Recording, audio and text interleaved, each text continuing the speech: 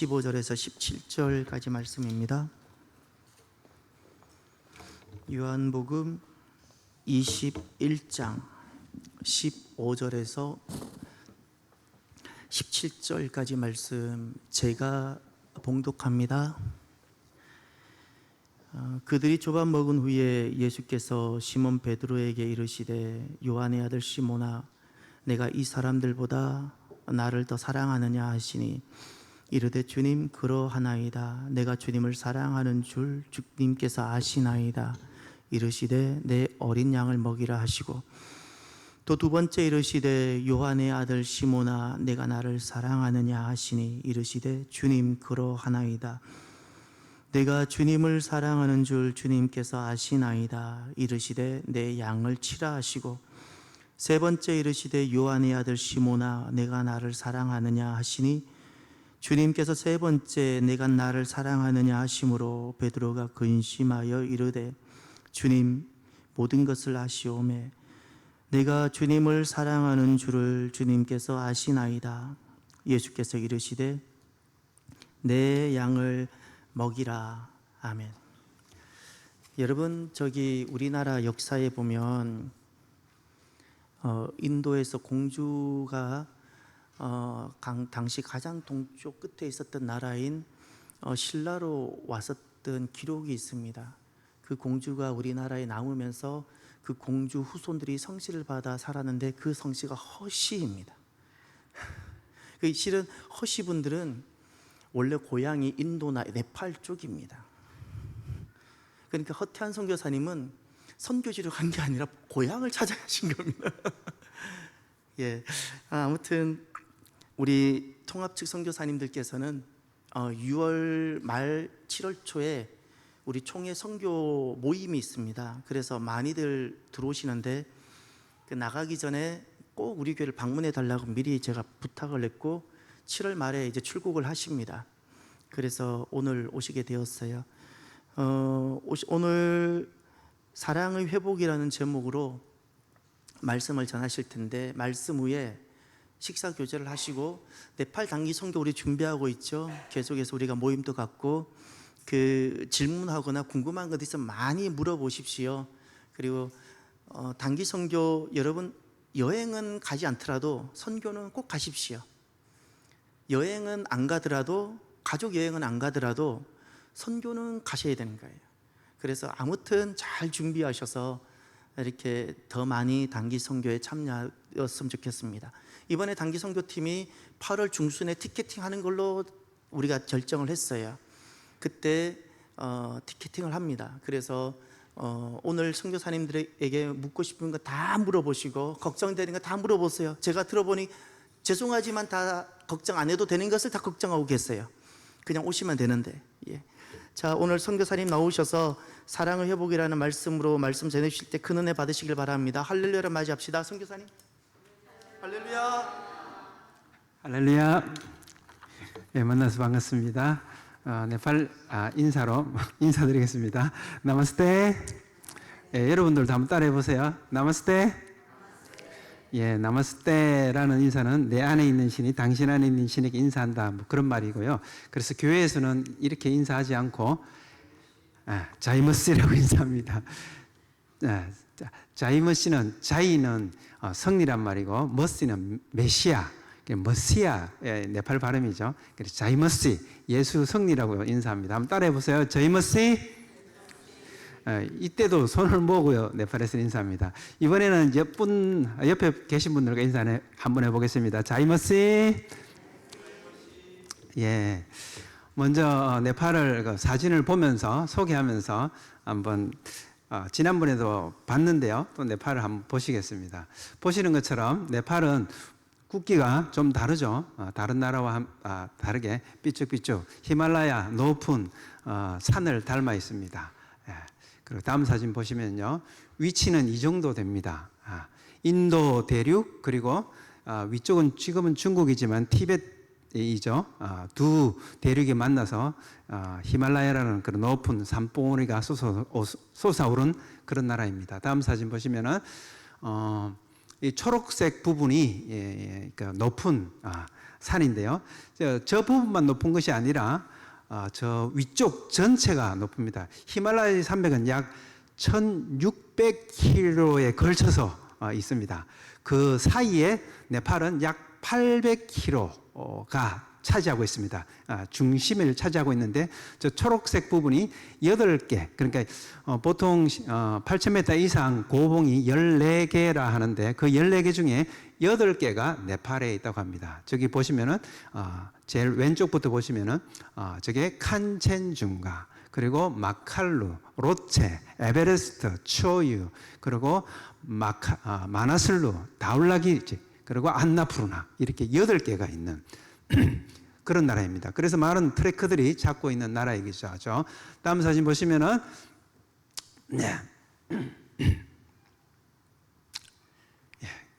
기도가 중요합니다.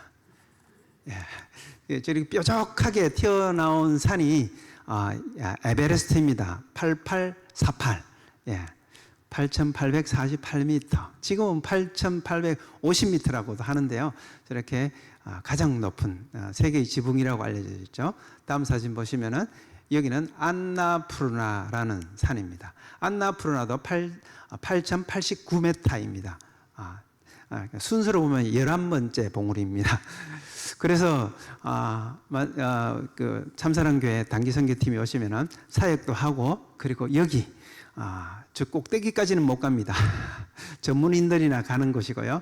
저희들은 4,130m까지 베이스 캠프가 있어서 걸어서 올라갈 수 있습니다. 또 다음 사진 보시면은 저 멀리 마차푸차라도 보이고 안나푸르나도 보이는데 보이는 불빛이 있는 곳은 숙소입니다. 숙소, 롯지. 그래서 이런 롯지에서 자면서 이렇게 올라가는 거죠. 그래서 여러분 혹시 오시면은 이런 곳에 머물면서, 보통 롯지는 2시간, 3시간마다 한 군데 있습니다. 그래서 가다가 일정에 맞게 또는 체력에 맞게 이런 곳에 머물면서 올라갈 수 있는 그런 곳이다. 그리고 3,000 이하 지역에서는 보통 샤워를 하는데 3,000m보다 좀 위쪽 지역에서는 샤워를 잘 하지 않습니다. 고소가 그냥 오는 것이 아니라 산소 운반이 잘 안 되고 혈압이 그러니까 혈관이 축소되기 때문에 산소를 공급하지 못해서 오는 병이 고산병이에요. 고산병, 고산증이라고도 하고요. 그래서 대체적으로는 그 고산병이 생기면은 고도를 낮추면은 없어지는 거예요.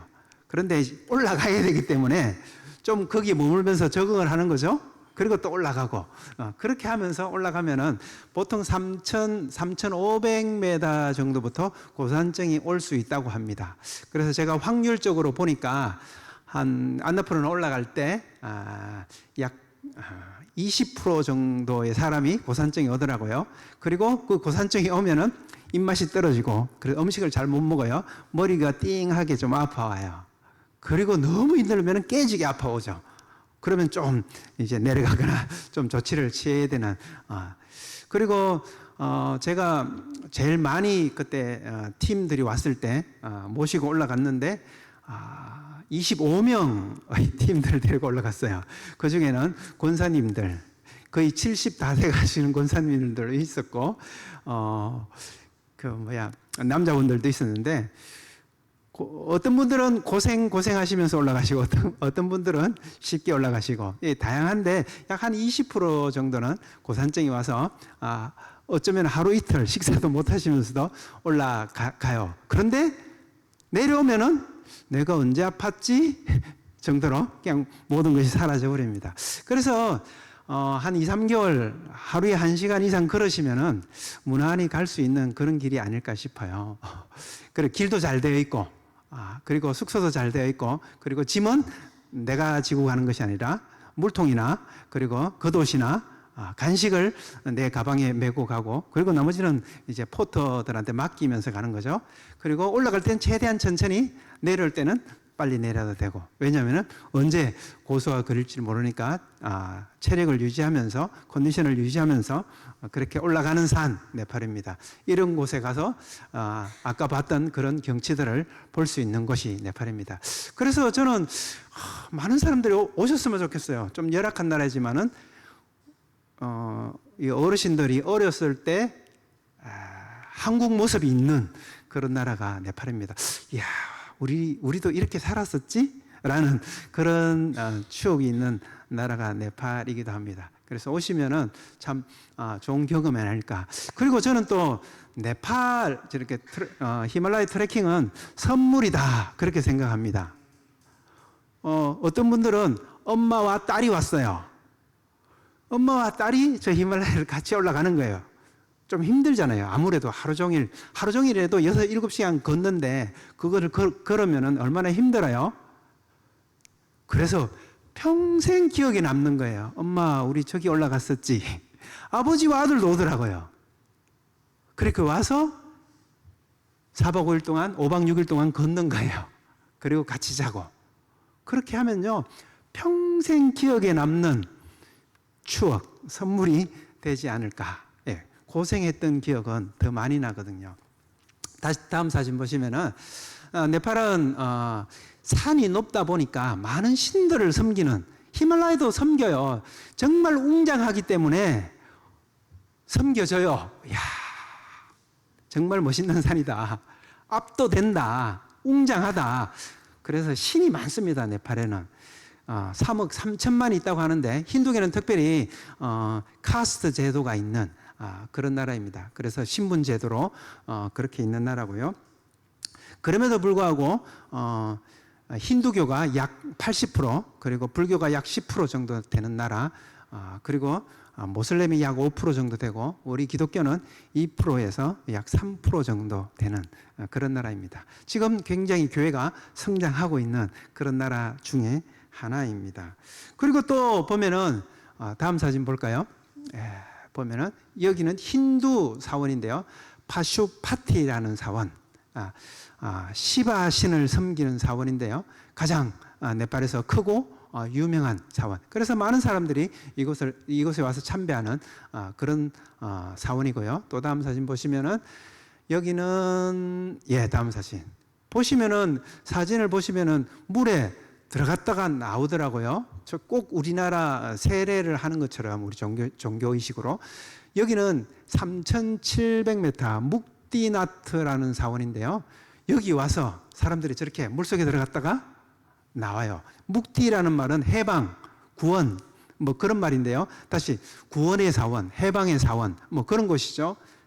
인도에서도 저곳까지 찾아와서 그래 물로 저렇게 씻음을 하면서 어떤 구원, 해방, 이 사람들은 다르게 표현하겠죠. 뭐 열방이라든지 해탈, 그런 것을 향해서 저렇게 고행을 하면서 오는 그런 나라. 다양한, 겨울철은 아니더라도 이때가 4월이었거든요. 4월인데 3,700m예요. 물이 굉장히 차요.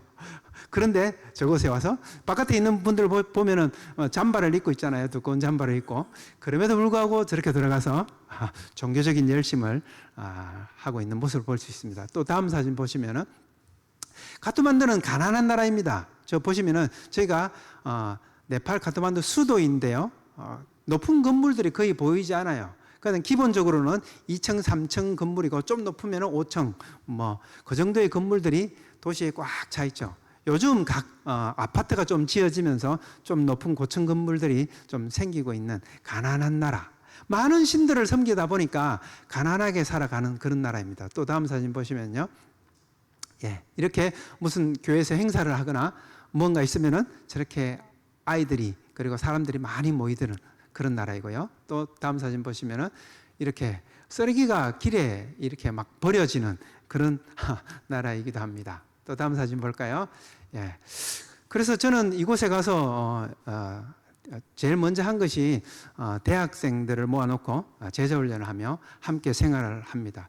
우리나라는 종교 문화가 기독교가 들어오기 전에 유교였고요. 어쩌면 사마니즘이었습니다. 그래서 사마니즘, 유교, 불교의 바탕 위에 기독교가 세워졌잖아요.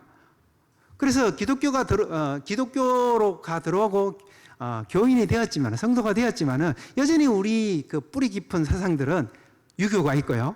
때때로는 불교가 있고 샤머니즘이 있는. 그래서 많은 교인들도 점집에도 가고요. 그리고 우리나라 사상 중에, 유교 사상 중에 장유 유서 얼마나 깊게 박혀 있습니까? 성경에는 그런 거 안 가르치거든요. 부모에 대한 공경은 가르치지만은 나이가 제일이잖아요. 우리나라는 서열 문화, 이런 문화가 그대로 내려오고 있습니다.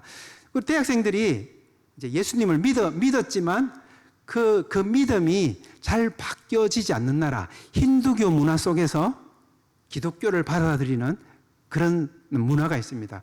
힌두교는 다원주의거든요. 우리나라는 단일 민족, 단일 언어, 단일 국가입니다. 그런데 네팔은 그렇지 않습니다. 다양한 언어가 있고요. 126개의 언어가 있고, 다양한 종족이 있고, 그리고 우리처럼 색깔이 다 동일한 것이 아니라 몽골리안도 있고, 아리안계도 있고, 흑인같이 검은 사람들도 있어요. 그래서 다양한 것이 정상으로 받아들입니다. 그러나 우리는 이 다양하게 믿을 수는 없잖아요. 교회 다니면 교회 다니는 것이지, 절에 다니면 절에 다니는 것이지, 두 개를 믿을 수 없잖아요. 근데 저 나라 사람들은 반대예요. 하나만 믿는 것이 이상한 거예요. 왜? 모든 것이 다양하니까, 저 사람들의 사고 구조 속에는. 그런데 우리는 모든 것이 하나잖아요. 그래서 저 사람들이 예수님을 믿는데 단일신으로 예수님을 믿는지, 유일신으로, 아니면은 여러 신 중에 하나로, 여러 신 중에 좀 나은 신으로 믿는지, 그것을 잘 알 수가 없어요. 또 가난한 나라잖아요. 그러다 보니까 교회 오면 도움을 많이 받습니다. 뭔가 주고 베풀고. 그러다 보니까 교회에 많이 오는 거예요. 도움을 받기 위해서도 오고, 또 이 힌두 교회 속박에 좀 벗어나고자 교회에 오는 거죠. 그래서 젊은 청소년들을 모아놓고 제자훈련하고 함께 예배드리며 함께 생활을 합니다. 이 생활이 바뀌고 습관이 바뀌지 않으면은 아무것도 바뀌지 않습니다. 종교가 바뀌지 않는 거죠.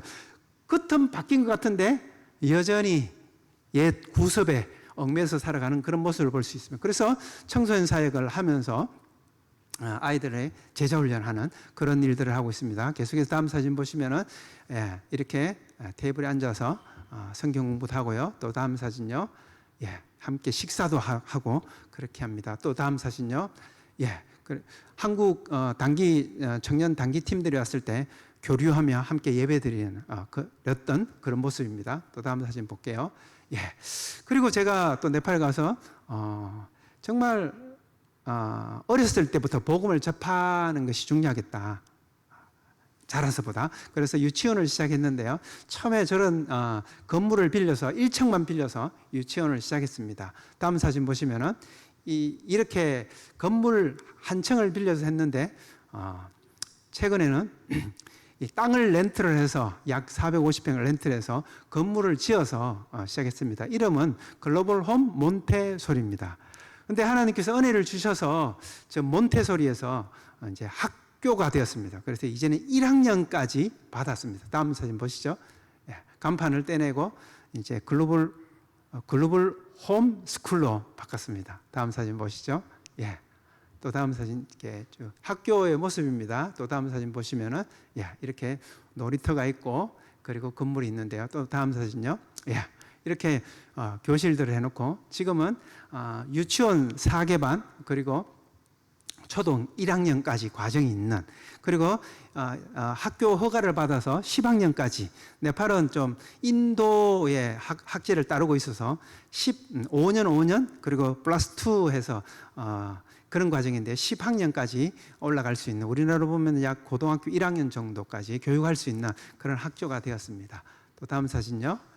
아이들이 공부하고 있는 모습입니다. 1학년 모습이고요. 또 다음 사진요. 유치원의 모습이고요. 또 다음 사진, 또 다음 사진요. 생일 하는 모습이고요. 또 다음 사진. 식당도 있어서 식사도 하고요. 그리고 여름에 노는 모습. 정말 그렇습니다. 사람을 세워가는 것이 선교다라고 생각해서 이곳에서 복음을 전하려고 하는데, 아직까지 기독교 학교는 아니어서 대놓고 복음을 전하지는 못합니다. 기독교 학교라 천명을 하면은 아이들을 보내지 않기 때문에 지금은 직원 예배를 드리고 기도하고 학교가 시작하고 있습니다. 저렇게 졸업식 하는 모습이고요. 또 다음 사진요. 예, 졸업식 하는 모습. 그리고 또 이제 사람을 세워가는 그런 학교도 하고요. 그 다음에는 여기는 이제 교회 사역을 합니다. 저는 교회 사역을 할 때 제가 개척해서 하는 사역이 아니라 교회들을 돕는 협력하는 그런 사역을 하고 있는데, 이 교회는 지진 때 무너져서 도와줬고, 그리고 1층이었다가 2층 올린다고 해서 도와준 교회였는데요. 한국 교회가 제일 열심히 선교하는 부분 중에 하나가 교회 짓기 사역이에요. 교회 짓기 사역. 교회 지어야 된다. 교회 도와주고. 근데 한국 교회는, 한국 교회가 세계에서 가장 잘한 것이 자립이었습니다. 자립, 자치, 자전이었는데, 그래서 3자 원칙을 따랐는데요. 한국교회는 처음부터 자립하는 교회였어요. 그런 교회가 잘 없습니다. 그래서 자생적으로 자라갔고, 독립적으로 자라갔고, 그리고 가장 빨리 선교하는 교회가 되었죠. 유례가 없는 그런 한국교회입니다. 1884년에 최초의 선교사가 들어왔어요. 그런데 1907년에 선교사를 보내게 됩니다. 예, 그럼 제주도에 보냈기 때문에 멀리 있지 않지만은, 그리고 1908년에 중국으로 보내게 됩니다.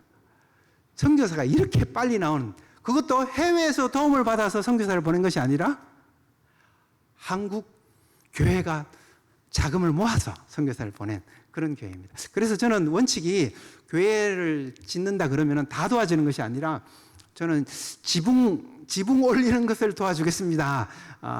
그렇게 그 사역자들에게 얘기합니다. 그래서 저기도 저는 지붕 올리는 정도만 도와줬는데 저렇게 2층으로 저렇게 건물을 올렸습니다. 또 다음 사진 볼까요? 여기서 예배 드리는 모습입니다. 이렇게 예배 드리고, 저는 설교하고, 또 다음 사진 보시면은 사역자의 모습인데, 이 교회에서 지금 6교회를 개척했는데, 가까운 곳에 2교회가 개척되어 있는데, 저렇게 교회가 지금 요 빌딩 건물에서 예배 드리는데 약 5평 되는 건물에서 약 80명이 예배 드리고 있다고 합니다. 또 다음 사진 보시면요. 여기도 좀 다른 교회인데 약 5평 되는 곳에서 80여 명의 성도들이 예배를 드리고 있습니다. 양철로 지은 그런 건물입니다. 예, 또 다음 사진 보시면은, 이거 또 다른 교회인데요. 보시면은 대나무로 이렇게 지었는데, 여기도 도움이 필요해서 조금 도와줬는데, 다음 사진 보시면은 이렇게 교회를 그래도 잘 지어서 지금 교회가 잘 운영되고 있는 그런 모습을 볼 수 있습니다. 또 다음 사진 볼까요? 예. 여기 교회는 보니까 완전 허름하죠, 그죠? 완전 그 산에서 나무를 해서 양철로 저렇게 지었고, 바닥은 여전히 그냥 흙으로 되어 있는 그런 교회입니다. 그래서 이 교회에 저희들이 1월 달에 단기 선교팀과 함께 갔는데, 한번 보시죠. 다음 사진 보시면은 단기 선교를 하고 이렇게 같이 전도 잔치를 한 거죠. 그리고 뒤편에 보면은 저게 기둥이 서 있는데, 저 기둥은 나라에서 도와줘서 저렇게 올렸습니다. 요새는 네팔도 이 선거권이 있어서요, 교회를 짓는다고 하는데도 저렇게 나라에서 도와준다고 합니다. 참 신기한 나라이기도 하고요.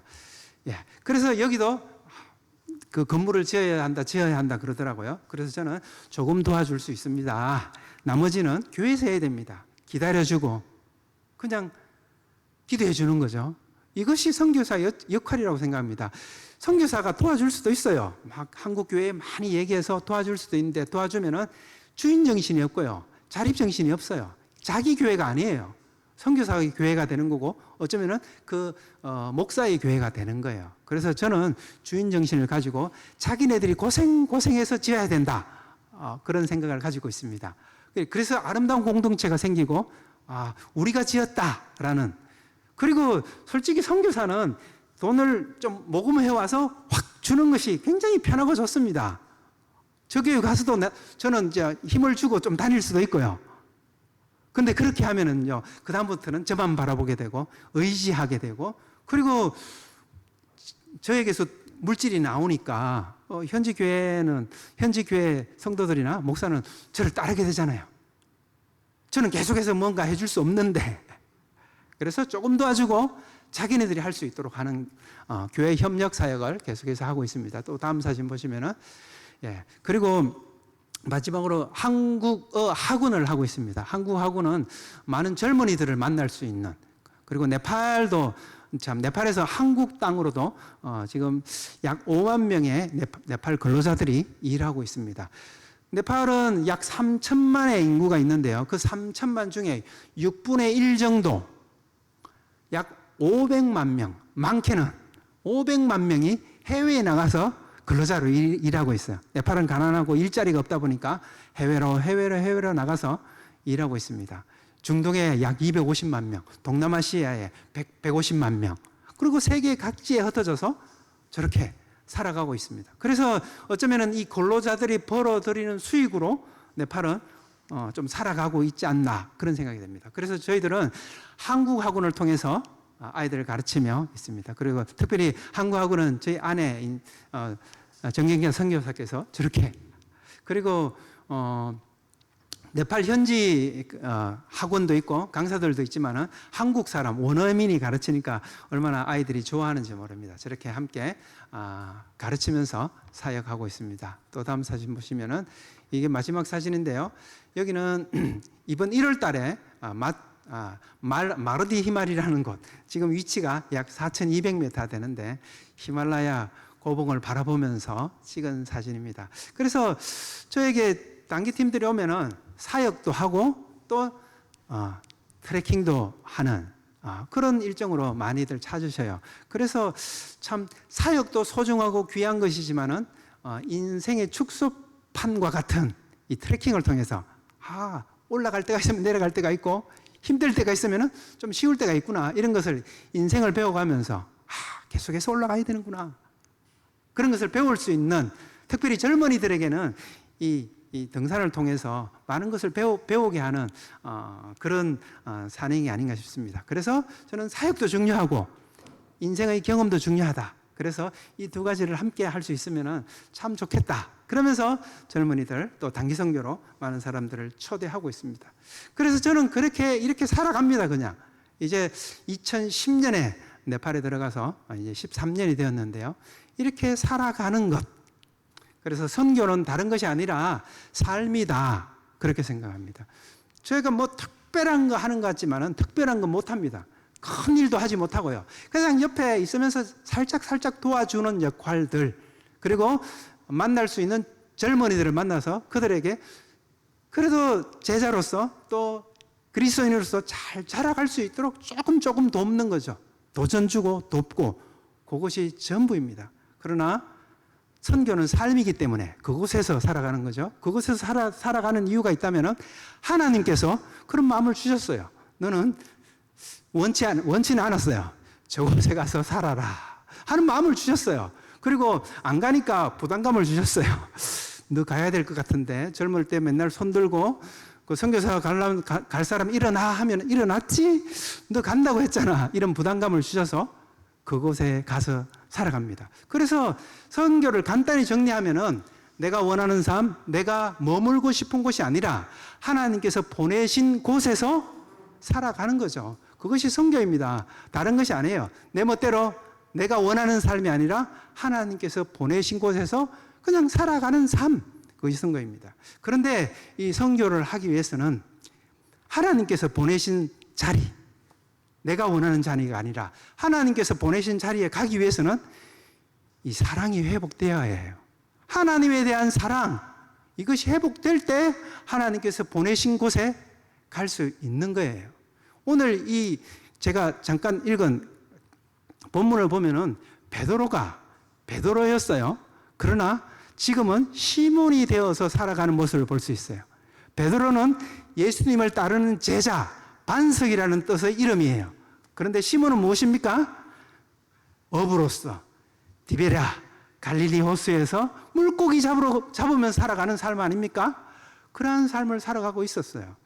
베드로가 어떤 사람이었어요? 주는 그리스도시요 살아계신 하나님의 아들이십니다, 이렇게 고백했잖아요. 그리고 예수님께서 고난을 받고 십자가에 돌아가신다고 했을 때 안 됩니다, 너희들이 나를 다 버릴 것이라고 했을 때 모두가 버릴지라도 저는 버리지 않겠습니다. 맹세를 했어요. 예수님께서 일침을 놓으셨잖아요. 너 닭 3번 울기 전에 나를 3번 부인할 거야.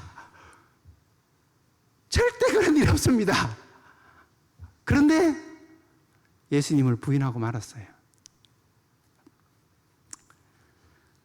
그 베드로를 향해서 예수님은 다시 찾아오십니다. 그리고 그 사랑을 회복시키십니다. 이것이 하나님의 사랑입니다. 우리는 때때로 우리도 신앙생활을 얼마나 열심히 했습니까? 제가 자랄 때도 그랬던 것 같아요. 청소년 시절에, 중고등부 청소년 시절에 산기도를 그렇게 많이 했어요. 왜 갔는지는 모르겠어요. 산에도 가고 바위 위에서도 기도하고, 저도 소나무도 좀 잡아봤어요. 막 그렇게 하라 그러더라고요. 막 그래가 잡고 흔들고, 공동모지에 가서도 기도하고 막 그렇게 했어요. 그리고 저는 대학생 때 저는 예수 전도단 동아리 활동을 했는데요. 모임이 많아요. 저는 교회도 열심히 하고 싶었고, 그리고 이 선교단체도 너무 재미있었어요. 그래서 월요일에는 캠퍼스 모임하고, 화요일에는 도시 전체가 모이는 지부 모임이 있었고, 수요일에는 또 교회 가야 되고, 목요일에는 리더 모임이 있었어요. 그리고 금요일에는 또 교회 금요 기도회가 있었어요. 토요일에는 뭐가 있어요? 이 교회에서도 하시는 것 같은데 교회 청소를 해야 돼요. 교회 청소를 해요. 그리고 주일날 교회를 가면 아침 주일학교부터 저녁 늦게 성가대 연습이 마쳤어요. 그래서 아침에 정말 좀 어두침침할 때 갔다가 한밤이 되어서 집에 돌아왔어요. 그런데 그때는요, 그 삶이, 그 생활이 행복했어요. 아마 베드로도 그렇지 않았을까요? 주는 그리스도시요 살아계신 하나님의 아들입니다. 막 내 죽을지라도 따라가겠습니다. 그렇게 고백했잖아요.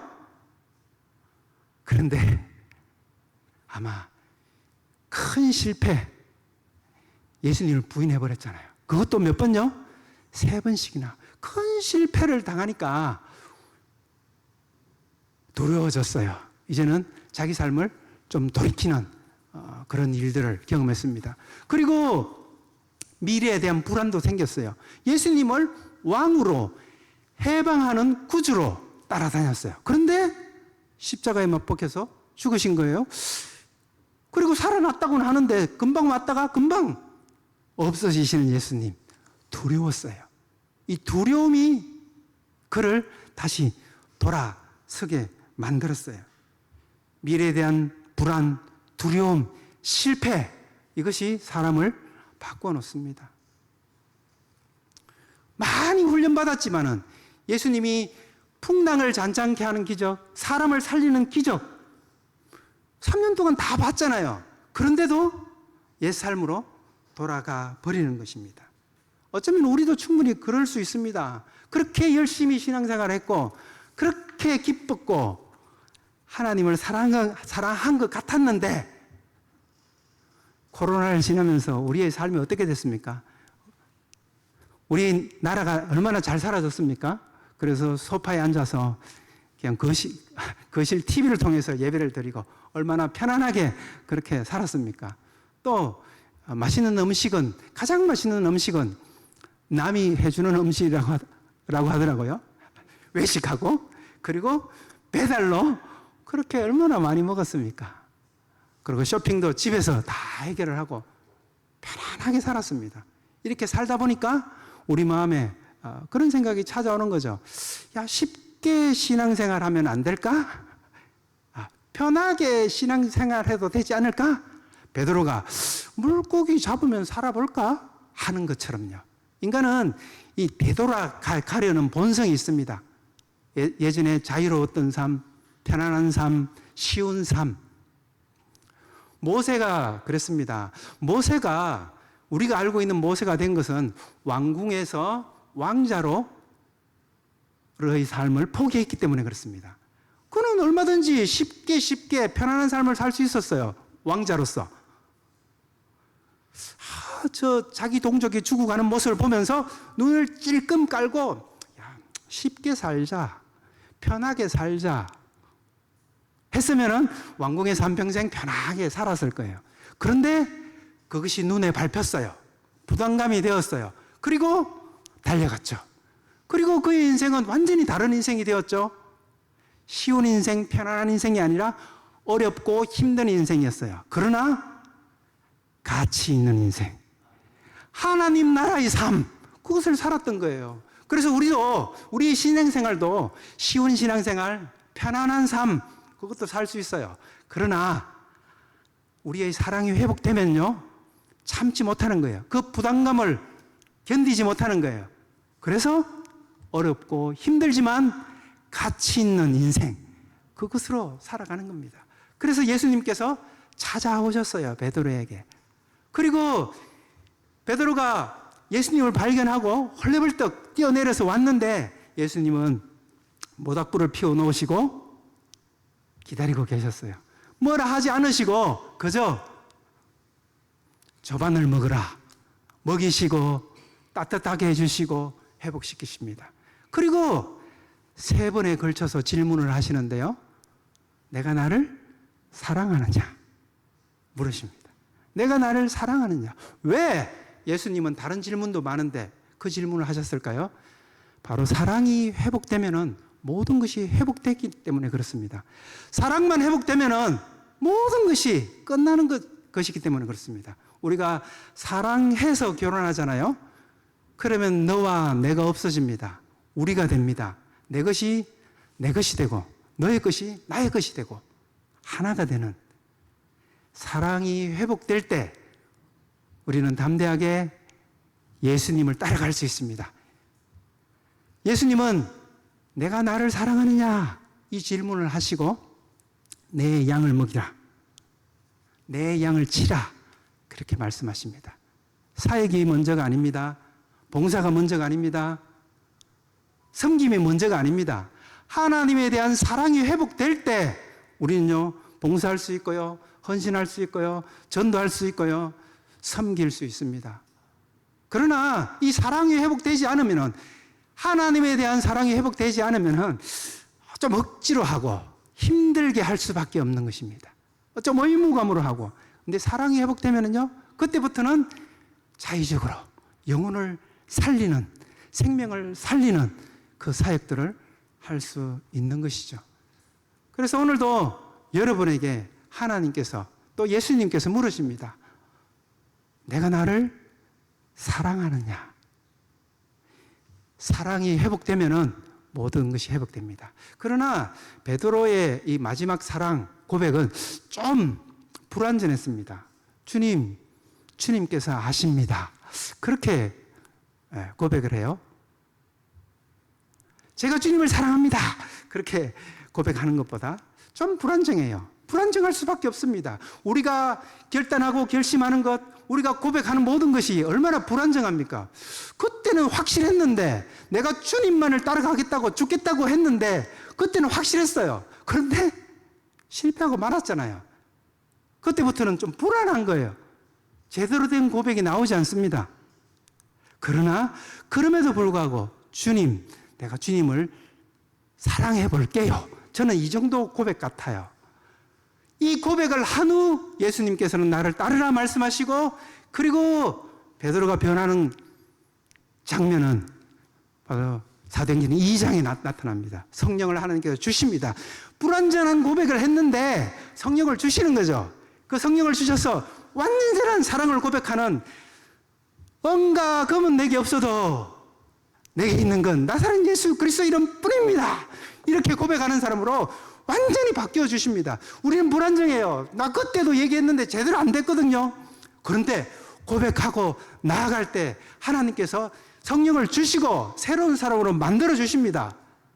우리가 결단해야 돼요. 내가 나를 사랑하느냐 물으실 때, 주님 사랑할게요. 사랑해 볼게요. 다시 한번 해볼게요. 이것이 회복되면 하나님께서는 우리의 삶을 써주시고 완전히 새로운 삶으로 불러주실 것입니다. 선교는요, 자기 삶의 자리에서 이렇게 하나님을 사랑하며 또 이웃을 사랑하며 살아가는 것입니다.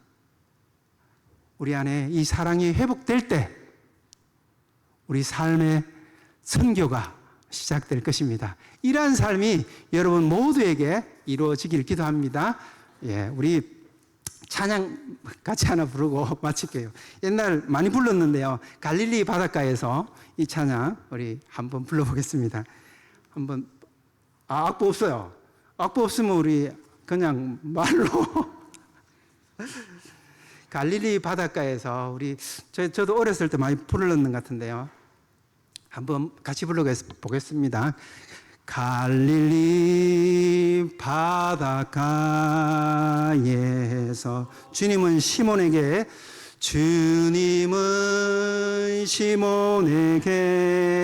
물으셨네. 사랑하는 시몬아, 사랑하는 시몬아, 넌 날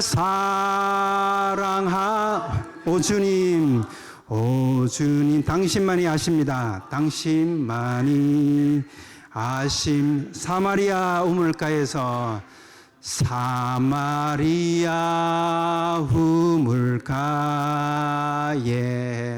주님은 여인에게 물으셨네. 사랑하는 여인아, 넌 날 사랑하느냐. 오 주님, 당신. 한 번 더 부를 때는 자기 이름을 넣어서 한번 불러봅니다. 갈릴리 바닷가에서. 갈릴리 바닷가에. 주님은 자기 이름을요, 주님은 태완에게 물으셨네. 사랑하는 태완아, 사랑하는 태완아, 넌 날 사랑하느냐. 오 주님, 오 주님, 당신만이 아심. 사마리아 우물가에서. 사마리아 우물가에. 주님은 물으십니다. 주님은 자기 이름 태완에게 물으셨네. 사랑하는 태완아, 넌 날 사랑하느냐. 오 주님, 당신만이 아십니다. 주님께서 이 시간 우리에게 질문하십니다. 내가 나를 사랑하느냐? 주님은 우리의 사랑을 회복시키시기를 원하십니다. 사랑이 회복되면 모든 것이 회복되는 것입니다. 그 이후에 섬김과 봉사를 할 수 있습니다.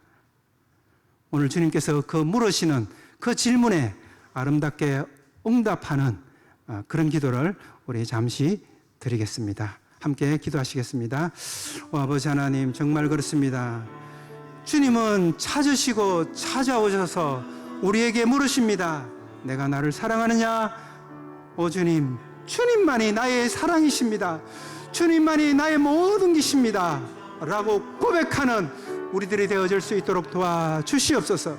어디서부터 떨어졌고 어디서부터 식어졌는지 그것을 기억하며 다시 한번 주님을 고백하는 우리의 삶들이 되어질 수 있도록 도와주시옵소서. 주님만이 나의 사랑이십니다. 온갖 금은 내게 없어서 내게 있는 건 나사렛 예수 그리스도 이름뿐입니다 라고 고백하는 우리 모든 성도님들 될 수 있도록 도와주옵소서.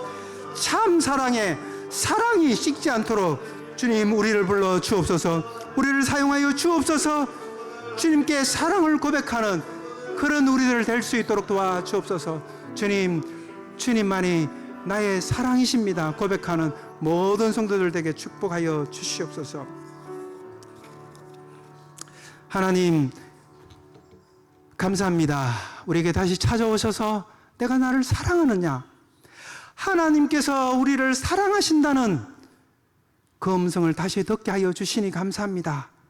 그리고 우리의 첫사랑을 회복하며 다시 하나님의 나라로, 하나님과 함께 걷는 그 길로 우리를 인도하여 주시니 감사합니다. 주님의 그 질문에 아름답게 주님만 나의 사랑이십니다 고백하며 나아가는 모든 성도들이 되게 축복하여 주옵소서. 그래서 내가 원하는 쉽고 편안한 삶이 아니라 아버지께서 원하시는 좀 어렵고 힘들지만은 가치 있는 삶, 그 삶을 살아갈 수 있도록 인도하여 주시옵소서. 이제는 우리 주 예수 그리스도의 은혜와 하나님의 만극하신 사랑하심과 성령님의 인도하여 주시고 함께해 주시는 놀라운 역사가 주님 사랑합니다 고백하며 나아가는 모든 성도들 가운데 영원토록 함께 하시기를 간절히 축원하옵나이다. 아멘.